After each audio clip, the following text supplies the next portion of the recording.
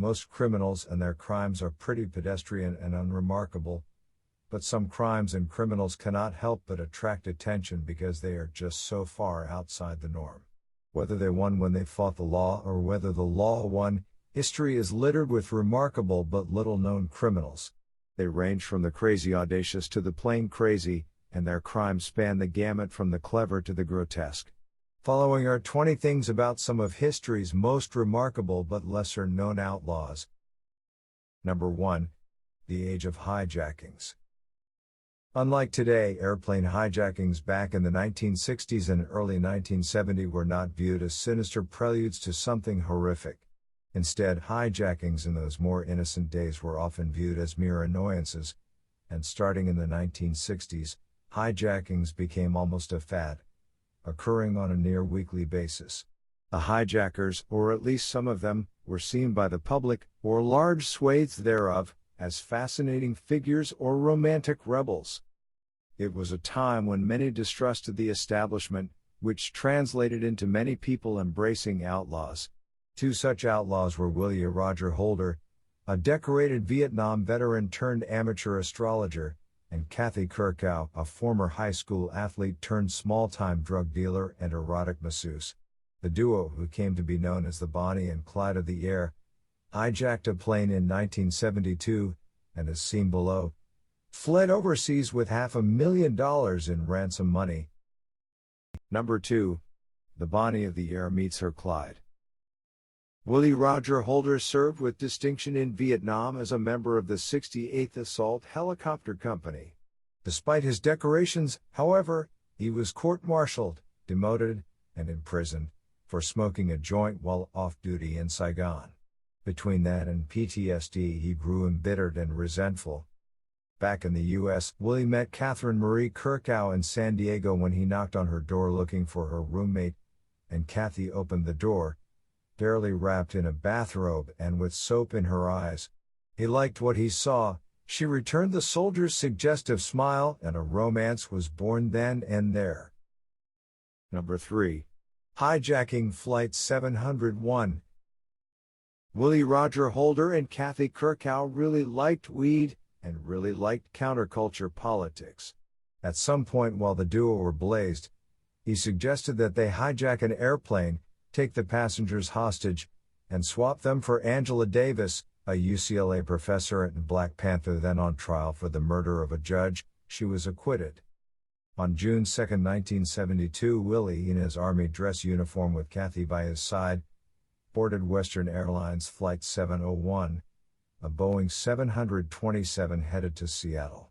Mid-flight, he handed a stewardess a note stating that there are 4 of us and 2 bombs. Do as you're told and no shooting will take place. He also showed off a briefcase with wires ominously sticking out of it.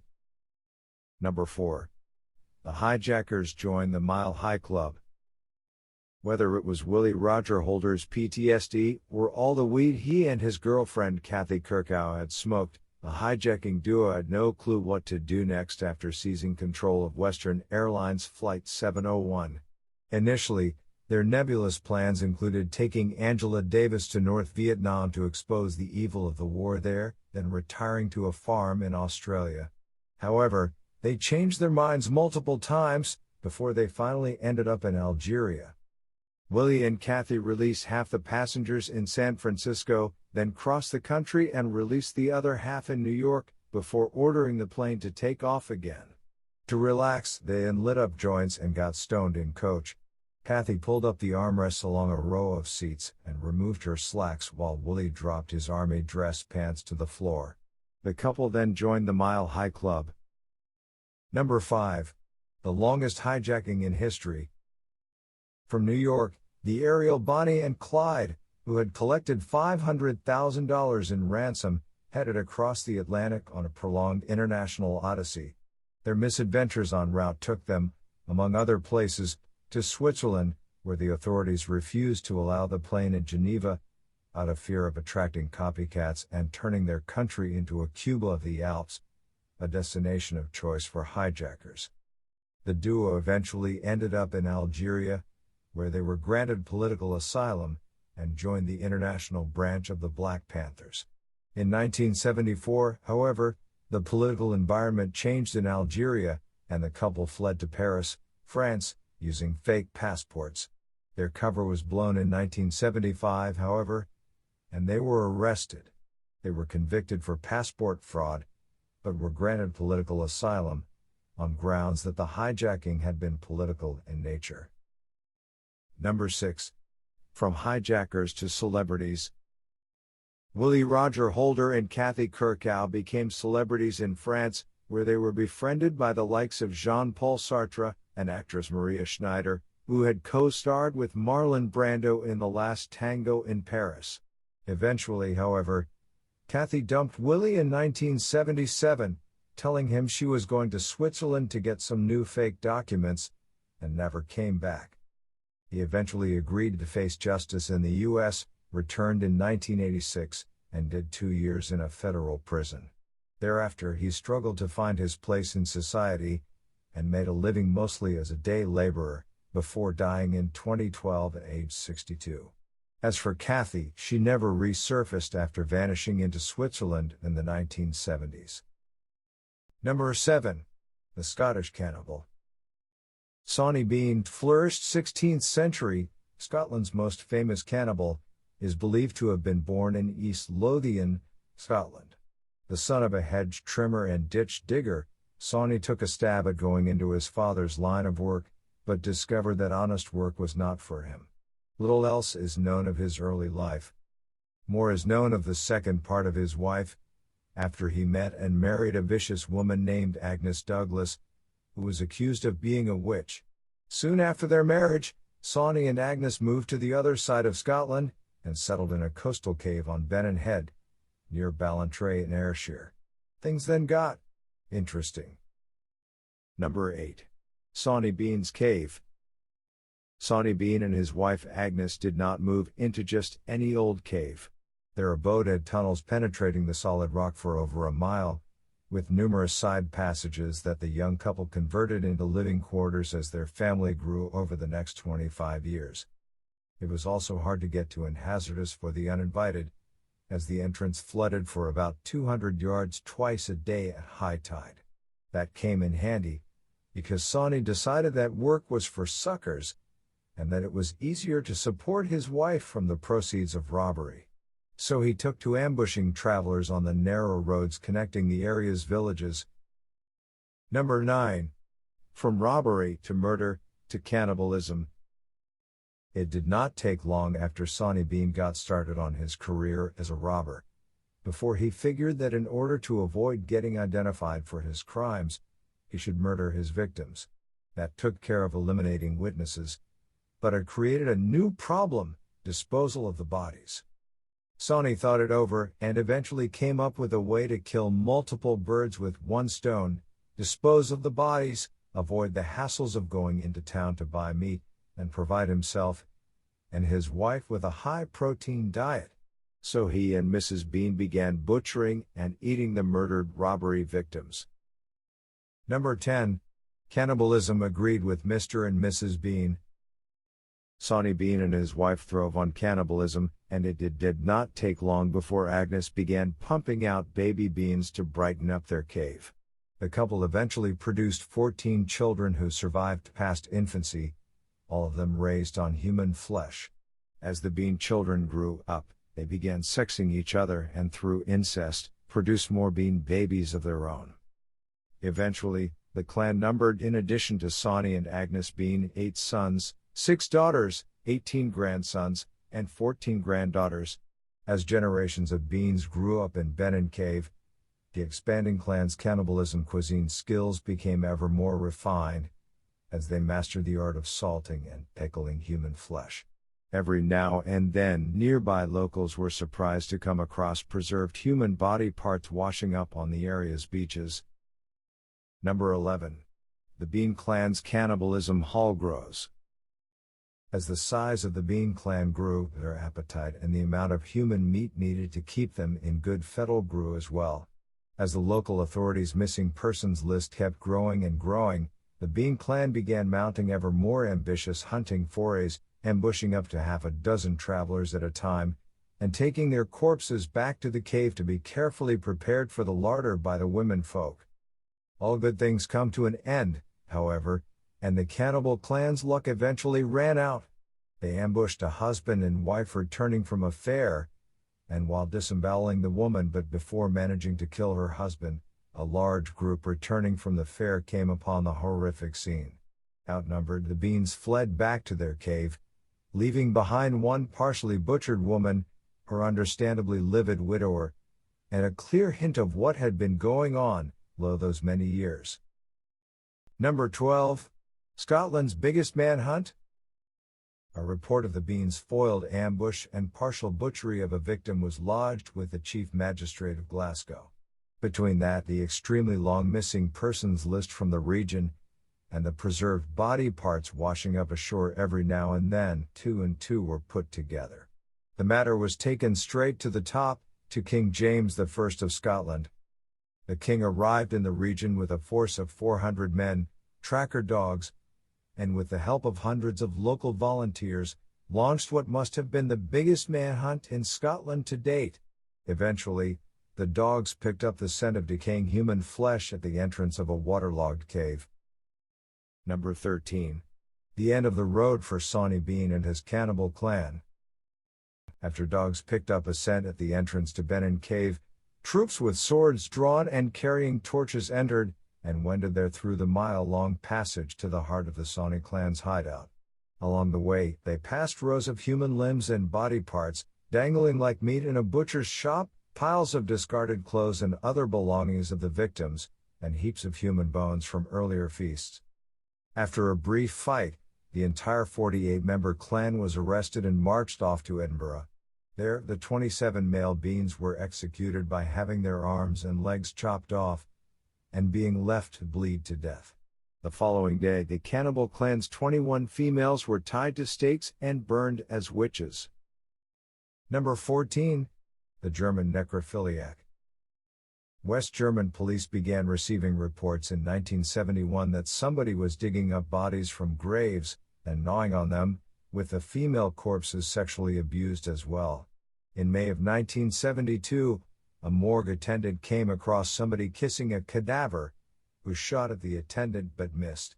Police threw a dragnet that eventually caught Kuno Hoffman, a deaf and mute laborer who had lost the powers of speech and hearing after his alcoholic father beat him in childhood.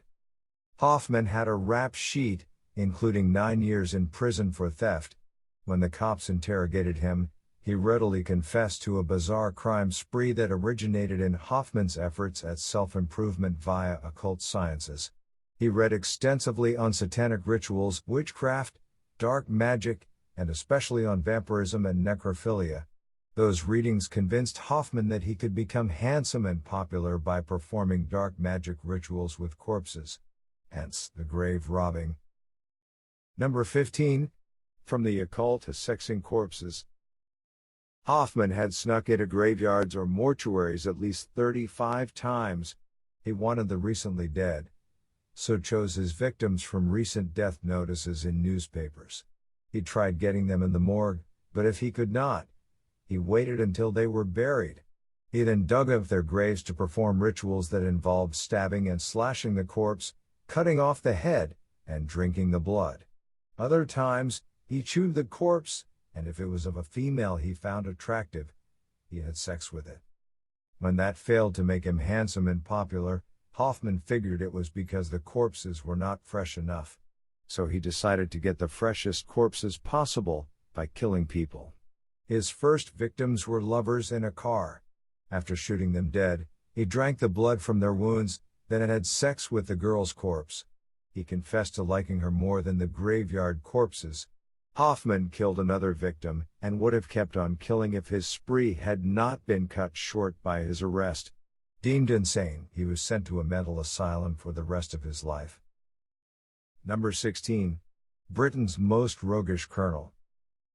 Anglo-Irish officer Colonel Thomas Blood, 1618 to 1680, of County Clare, was an audacious crook who became famous as the man who stole the crown jewels. The son of a prosperous blacksmith, Blood came from a good family. His grandfather lived in a castle, and was a member of Parliament. Blood's adventurous career started during the English Civil War, when he left for England in 1642 to fight for King Charles I.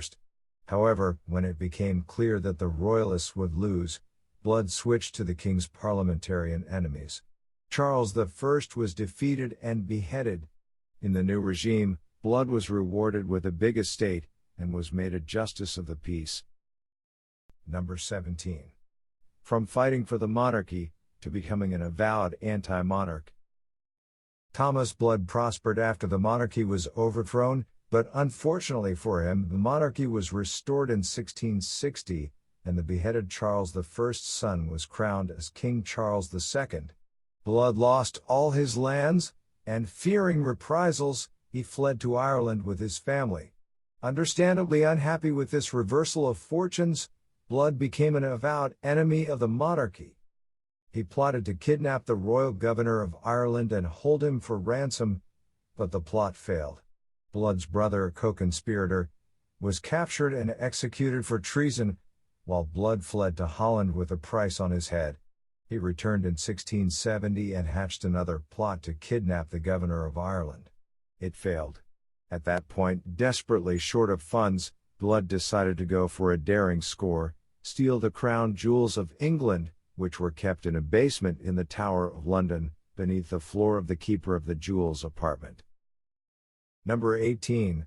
Stealing the crown jewels. England's crown jewels were available for viewing, upon payment of a fee to their custodian. Blood disguised himself as a parson, went to see the jewels with a female companion whom he presented as his wife, and befriended the keeper.